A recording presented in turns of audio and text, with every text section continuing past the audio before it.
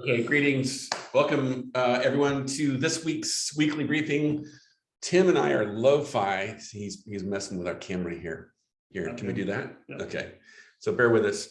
We're here together in Los Angeles, which is kind of rare and awesome for the two of us to be together in the same room instead of on Zoom remotely. Today we're going to be talking, well, we're kind of preparing for the Producer Masterclass, which is kicking off a week from tomorrow, right? So we're talking really about the ingredient of production. What does a producer do? What do next level producers do? All the ninja moves and all these kinds of things. But today's topic was really around this idea of everyone, whenever we use the word sales in a title, people always like light up and they want to talk about sales. And this topic about producers and sales, I'm sure is also a hot button for some of you out there, and people have been talking about it. So we said, let's get into it today and let's talk about it. Do you want to give us a little setup of what you think about this title? You might want to spotlight us, by the way. Oh, okay. Yeah, to me, like, producers feel like the word sales is a bad word. Yeah. I almost feel like people that don't want to do sales want to be a producer because they feel like they still have a say in the project. They love the client experience. They're really hot on the relationship that they have with the client, getting the project out the door. All of that's very exciting to them, but there's something in their mind that they believe sales is a different type of work. You have to cold call people. You have to, I don't know, put yourself out there. There's a lot of rejection in it. And so producers never want to sell. Even if you were to tell them, hey, our biggest revenue generator is you, they wouldn't believe you. They'd say, no, I'm simply just doing the job at hand. So when we're talking about Producers Bootcamp next week, we were breaking down the subjects. And one of the items that you and I were kind of arm wrestling about is, do we teach people in Producer Masterclass how to do sales? Or do we stay away from it? And that was like, let's turn this on the weekly briefing. We'll have a conversation about it live. Yeah, so I'm really curious to hear from people here. What's your opinion, right, about producers and sales? Because I definitely have a lot of owners who will ask me like, hey, my producer, she's really awesome and gregarious and outgoing, and do you think I should have her do sales? And I will say this, my answer 10 times out of 10 is no, but I'm also going to make a bold statement that if you have a producer on your team, and I'll say she because it's just a common pronoun for the position, if she's not your biggest generator of repeat business, then she's not doing the job right. Absolutely. Because isn't it like the person that you just wrapped a project with successfully should know you very well and want to call you back. That was amazing. When I have another project, I'm calling you back. And it's often the last person we talk to is the first person we call. Yeah. It drives sales people crazy because they say, that's my client. Why are you talking to them? And producers are like, I'm not keeping score. I'm just doing, someone called me first. So the repeat business part of sales is obviously a big part of what we talk about in that roll-up meeting. It's one of the major 3 topics we talk about. How are we doing with the project budget-wise? How are we doing the project creatively? But the third one is, how's this relationship with this client? And it's equal to the other 2 because success comes with that client feeling it was successful, feeling like you met their needs, and engaging them in the problem that they gave you to solve. And you have to register that with that client, make sure that you're, step in step with them on those requirements. Yeah, I think there's some people also that they maybe get confused around, isn't a producer just another name for a project manager? And I would create actually a very different distinction. A project manager is generally like an internal person who is working for a boss inside the same organization. Producers have to live on that membrane between the creative firm and the clients if they're doing it, I think, if that's what a great producer does. And like you said, you're right. If a producer, if she's doing a really great job at managing the process and the process is smooth and she's communicative She's anticipatory. Clients love those people, and they can't help but have that conversation somewhere towards the end of a project. This has been so great. I love working with you. Can't wait to do this again. Come to think of it, in the fourth quarter, I think we have this thing going on. And this is where your producer is probably your best salesperson. But you've never sat down with her and said, hey, will you do sales? Because she'll probably shut down and be like, oh, no, I could never do sales. Yeah, or even, there is just personality types that have the desire and the ability to do and talk to people very easily. So starting a conversation is very easy. For others, it's not that great, but their ability to produce is not hindered by that. If someone makes an introduction, regardless of who that person is that they're talking to, if the introduction is made, no matter the personality type, most producers can easily do that engagement. And that might be one of the distinguishers of what the title means to me. Is a producer is a client-facing person and has the ability to keep that project going, meet those clients' needs, and be able to discern the creative brief in such a way that can make decisions and keep the project on track.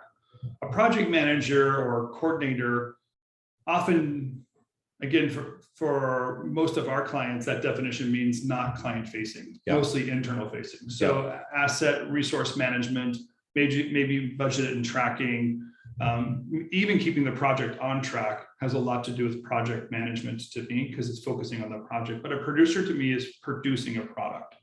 And that product is a collaboration between your company and your client.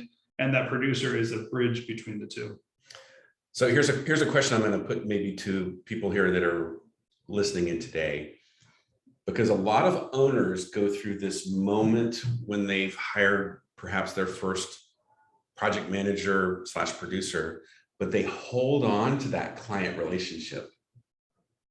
And so what happens is you think of your producer really as a project manager, like, no, I'm going to be talking to the client. You go do this, that, and the other, right? Go take the feedback from the client and myself and go disseminate it to the team. And I think that is a holding on that owners eventually, when they wake up and realize the full potential of a producer is for you to let go of that part of the relationship and let that producer be the client-facing resource, because they're going to do it at a level that you can't. And that's going to generate a lot of repeat business, among other things. Yeah, there is a skill. There are skills to develop for a person in the producer role. And those are skills that can be trained, they can be understood, they can be given to somebody, and you can watch them grow and mature it with those skills as well. So an untrained, unskilled person, I would understand that you would work slowly into how many conversations that person's having alone with the client without your oversight. But the goal has to be and recognize what those skills are. And in a way, like the masterclass is coming because we saw owners that didn't have the skills themselves, or didn't know how to transfer their desire into skills that a producer needs to have to make something happen. So, but that skill-driven part of the position is something that is learned and grown and acquired. So all that's a benefit to everyone when that's done. And that is why you've hired this individual. Hey, can you run the project, have an interface with the client that's not a creative interface? You can keep things on track. You can hear and get some discernment different than the creative director. And then the growth of the two individuals create our two different fields, creative and production, start working side by side to create synergy and grow the project. I always get triggered when I think about the role that you're describing, because I'm always reminded of the moment when I was producing a really big spot for Ford, right, for JWT, and the spot turned out great. And I was fortunate enough that the agency person, after the project was done, called me and was honest enough to say, hey, Joel, yes, the spot turned out great, but we'll never work with your shop again. But I thought it was all about the work and how the project turned out. And he said to me, honestly, I have too many gray hairs. The process was just too difficult and too painful, I'm sorry. And what he was really telling me was, I'm one of those people that the process is more important than the end product. And I owe a big debt of gratitude to that person giving me that feedback, because that was when I realized, oh, I guess I kind of suck as a producer. Not to mention, I'm the owner and a creative and a producer. So I'm kind of this fox in the hen house, right? Like, Yeah. wait, do I put more money into the creative, or do I hold back because I'm trying to be profitable and I'm trying to do all that in one head? I mean, it was not good. And you couldn't see all the decisions in front of you. And some of that is just, how do I roadmap out the decision points that we're going to have between here and finishing? And the scope changes from the very beginning. It's quite a distance between what we think we're going to look like at the beginning and what we think it's going to look like at the end. But as we get closer and closer and closer to that target, it becomes more and more evident that the decisions and the timing of those decisions. And it's hard to manage yourself, inspire others, hope that the client is happy. Like you need a teammate. And end up with some money left over. Yeah, hopefully there's money left over. Right. But I'm also going to say this, that innovation and efficiency are at odds with each other.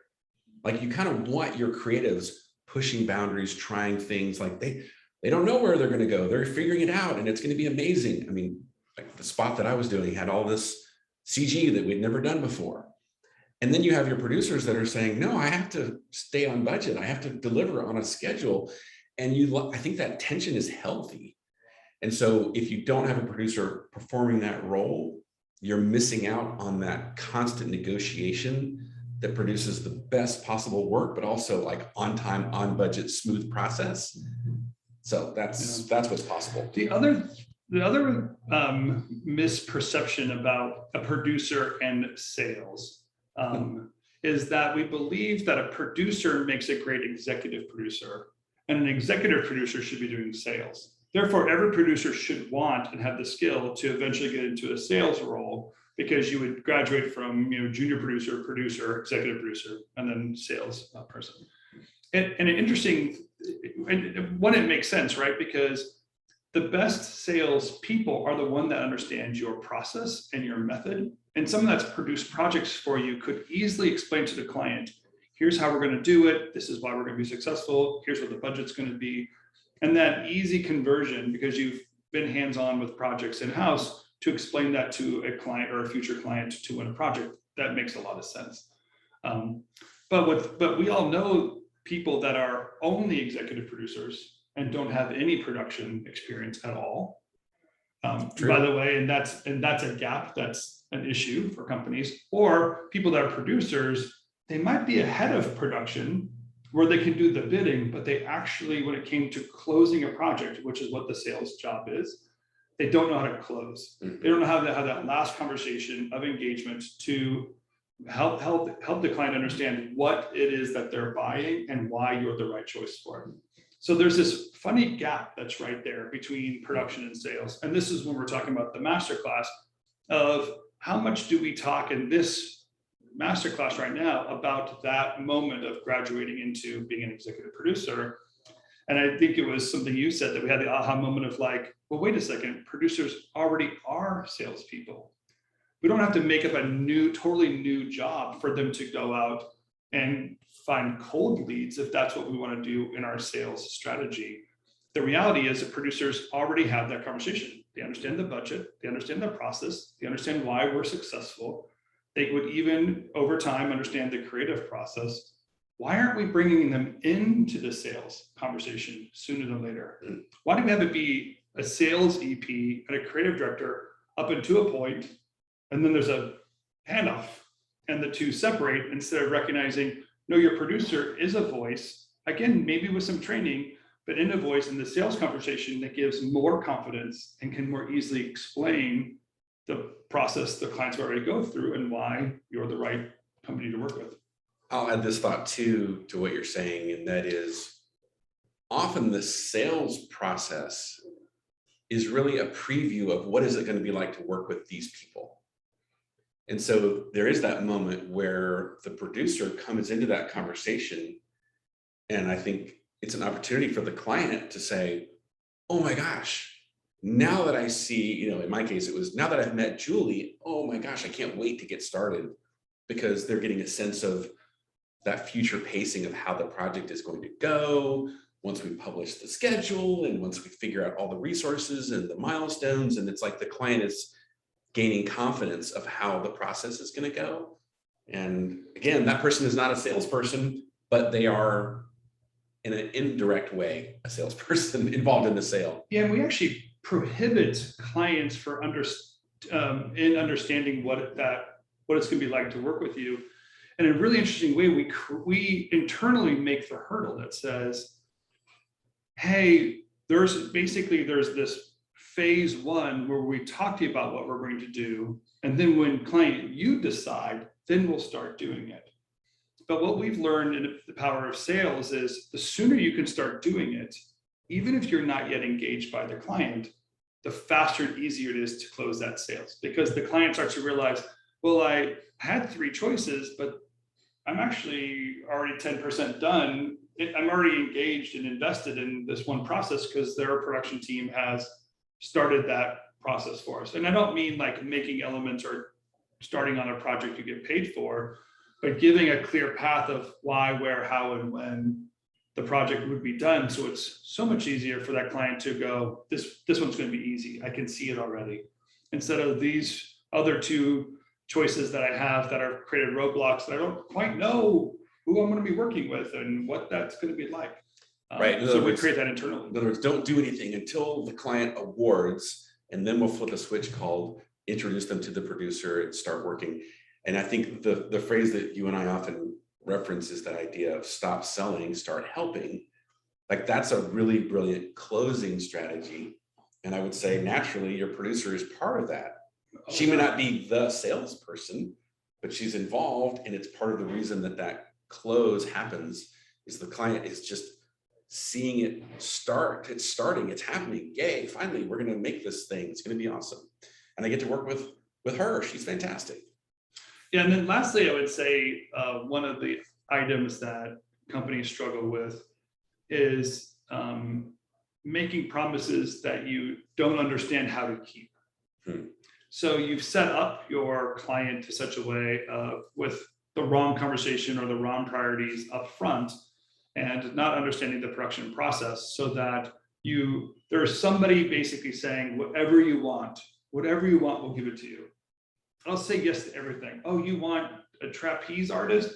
Yes, we can do that. And then no one's saying, we don't do trapeze. We don't do trapeze here. So that desire for a salesperson to always want to close regardless of it, if it's smart and missing the 3 R's, really hurts the company in the long run, because you might have to say no to the current project, but not say no to that client for future engagements. But if you say yes to the wrong project, you lose in that project and all future projects. So that production mentality really is something that you want to understand and make sure it has influence in sales. Therefore, the production team you can't have a production meeting and a separate sales meeting all the time and never have any crossover. One of the clients I work with on a very regular basis, their sales team listened to the production meeting, but the production team doesn't listen to the sales meeting. So there's a dynamic we've created that the salespeople are kind of listening to the requirements, maybe some of the resource limitations, some of the hesitation, even let the sales team understand what it's like to work with those clients straight on from production. But whenever they talk to the client, it's often the salesperson and the production person talking to the client, not the producer and creative director. Meaning it's often not a creative problem that's going off the track. It's some other decision-making process. So why don't we create an engagement that's heavy relational with the sales team, but also very clear and understanding in the production method and getting past the barrier and past the issues, instead of bringing in everybody all the time and imagining it's always the creative director owner's problem to solve. Yeah. And I've seen that work out really well. And of course, then that producer can't be afraid of sales. So anyone have a question or a comment? Just going to open it up and say we welcome you to jump into the conversation, or if you want to even raise your hand and jump in and have a chat, we welcome that as well. We've mentioned this Producer Masterclass, which of course, this is my little shameless plug. The reason I'm genuinely fired up about this, it's been at least a year or two that people have been asking, when are you going to do that whole producer accelerator thing? And we've been saying, yeah, we're working on it. And we finally said, now's the time, we got to make this happen. And a lot of you have responded very positively, which is great. So we're definitely excited to get this rolling. Did I hear somebody who was jumping in with a question? Or is that just someone that has a stray microphone on? Matthew or Dennis? Yeah, my comment, first of all, really great conversation. The common thread I'm picking up here, and it's things I've seen, is that a great producer is somebody who still makes you feel good as they're leading you through solving a long series of what seems like insurmountable problems. And I think the emphasis on they put people at ease, make them feel good, and it's almost like painting of we're going to get there, and even though as difficult as it looks. And I think that's generally how people gel to a producer. It's even in the face of adversity of schedules and budgets and permits that don't show up and get signed on time and everything else that happens, that they feel confident that they'll be there at the end and popping champagne and feeling good. I love the way you phrase it, Dennis, because I can so remember how many times that you're midstream in the project and it's like, this wasn't really the plan, and how did we get here, and what are we going to do next? And the producers are always like, we're going to figure it out. Exactly. That was only day 3. Calm. They're also all incredibly responsive, right? So when clients reach out and say, hey, here's this thing, or what's the latest, or whatever, they're like on it. They're like, I'll get right back to you. And it's just like, that's so reassuring as a client, as opposed to like when I was trying to be a producer as the owner. Is the owner responsive, right? Am I like watching my inbox 24 hours a day? And whenever a client says, hey, I got this thing, am I going to respond instantly with reassurance? No, it's just wasn't possible for me. But yeah, I think what would you say about that bedside manner of just always having this, we're going to figure it out? Yeah, the way we train producers is basically have them premeditate, right? So we want them to understand what that project is going to be like from the beginning. When they do the schedule and the budget, they're looking over the boards, having the conversations, they've mapped that project out.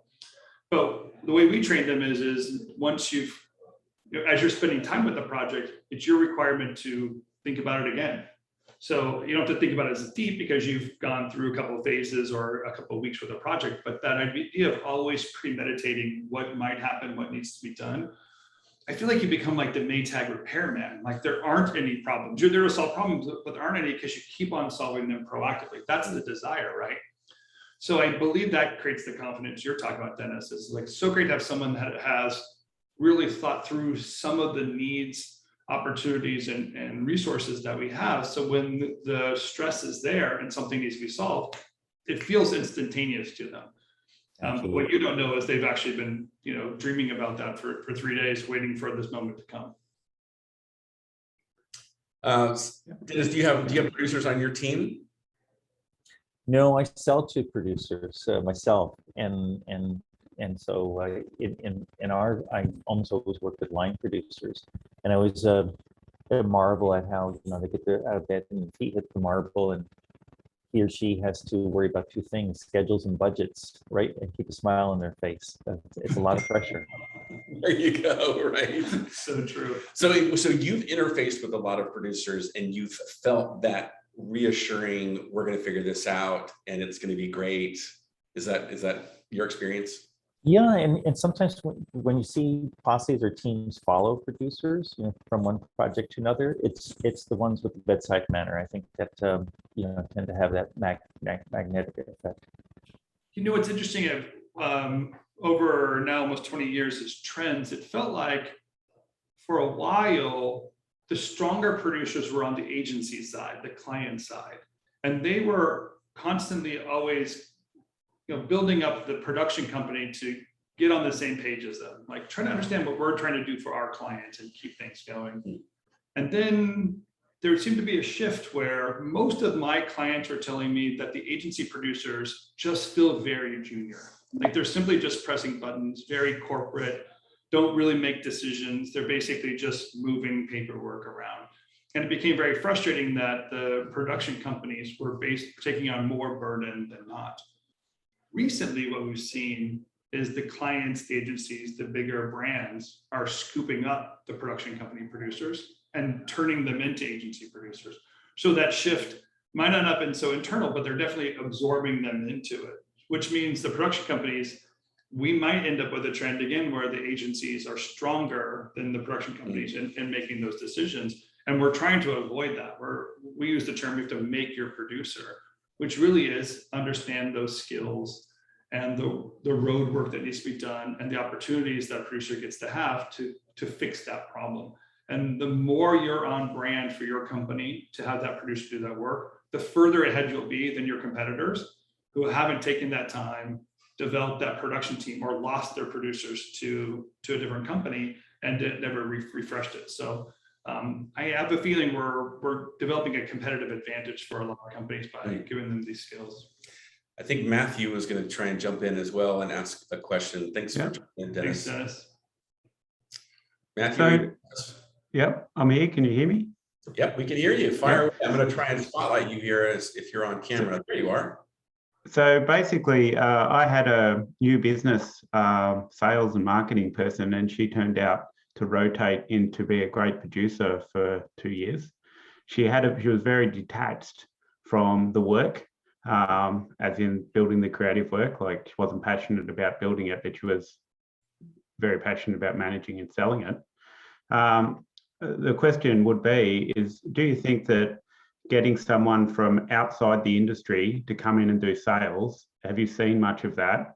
And yeah, do you think that works well? Because I find that a lot of people in the industry are not great salespeople. Great question. I'll let you jump because I know you've got thoughts. Both of them. Actually, early on, one of my favorite salesperson, I met him at the cellular store. I was getting a cell phone installed in my car. So this is how long ago it was. It's back when we used to do that. But this guy, basically very aggressive, very smart, just asked, can I help do something? And I was like, with that type of attitude, I could teach you anything. So when we brought him on board and we gave him the sales process, he's still a very, very successful salesperson today because he had a desire to figure that out. And he didn't need to have the production skills to make it happen. It was an easy trigger for him to learn that part of the job. Even recently, I was working with a client who they pulled a person in from a PR firm. So someone that understood the verbiage and the language, it turned out that was a very easy person to bring into sales because they're very used to, again, explaining the method that the production company is going to go through. This is who we are. This is what we do. This is why we're successful at doing that. So sales really has like a comforting position for clients where they really understand what the engagement is going to be, what they're buying, and how those pieces work together. They don't like the aggressive, just give me anything, we're everyone, why aren't you saying yes to me? Like that doesn't allow the client to decide between you and someone else. So you're everything to everyone. I don't have, that's not enough edge to grab onto. But also like internal people often want to oversell. They feel like more and more explanation is better, more and more backstory, 100 case studies would get you there, as if just more data makes the difference. But if you're the client, you don't want to have to like discern through a whole pile of information.